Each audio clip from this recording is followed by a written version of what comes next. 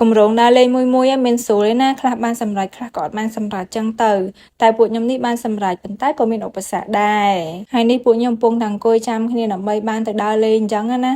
ចាំឡើងខ្សោះអស់កម្លាំងតែម្ដងហើយអីវ៉ាន់វិញដាក់នេះមិនតិចដាក់នោះមិនតិចចឹងទៅហើយមើលទៅគោយន្តនោះគឺអត់ទាន់មានអ្នកបើកទេព្រោះអីគាត់រវល់អញ្ចឹងណាហើយនេះមេធីមគឺថាឡើងអស់ខ្យល់តែម្ដង តែធ្វើម៉េចទេបើយើងចង់ដើរលេងហើយយើងត្រូវតែទ្រាំយើងត្រូវតែស៊ូអញ្ចឹងណាយើងខំរៀបចំគម្រោងរៀបចំឲ្យបានហើយអស់ហើយអញ្ចឹងត្រូវតែបានទៅទោះមិនក៏ដោយអត់អាចឆាចោលបានទេ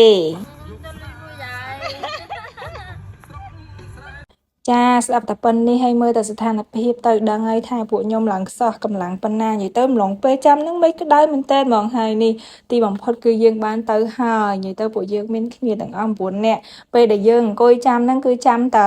តកង់គោយន្តមួយឯងហើយនេះមកដល់ហើយគឺយើងចាប់ផ្ដើមលើកអ៊ីវ៉ាន់លីដើរចូលព្រៃទេម្ដងព្រោះអីផ្លូវដែលយើងត្រូវទៅឆ្នេរហ្នឹងបន្តិចហ្នឹងគឺយើងអាចបើកគោយន្តចូលមកបានទេយើងត្រូវដើរទៅអញ្ចឹងណាហើយអ្នកគ្នាខ្ញុំអត់មានអីក្រៅពីអុកបយ៉ាអុកនិយាយទៅរបស់ចាក់អីអញ្ចឹងណានិយាយទៅស្រស់គ្នាខ្លាំងមែនតើម្ដងមកទ្រីបហ្នឹងនេះទៅឲ្យនាំគ្នាទៅឲ្យទៅក្នុងព្រៃអញ្ចឹង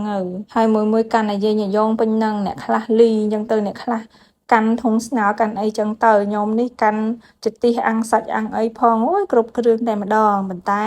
ការខំប្រឹងយើងអត់ខកបំណងទេនេះយើងមកដល់ហើយកន្លែងឆ្នេរដែលយើងត្រូវមកហ្នឹងនិយាយទៅកន្លែងនេះអត់មានណាគេមកលេងទេឆ្នេរគេទុកចោលអញ្ចឹងណាអញ្ចឹងពួកខ្ញុំចង់មកលេងនៅហ្នឹងពីមុនដូចជាមានរីសតគេដែរប៉ុន្តែឥឡូវបិទហើយអញ្ចឹងកន្លែងហ្នឹងគឺស្ងាត់ខ្លាំងមែនទែនពេលទៅហ្នឹងគឺមានតែពួកខ្ញុំទេហើយទេសភាពស្អាតខ្លាំងណាស់នាំគ្នាដោតសាច់ដោតអី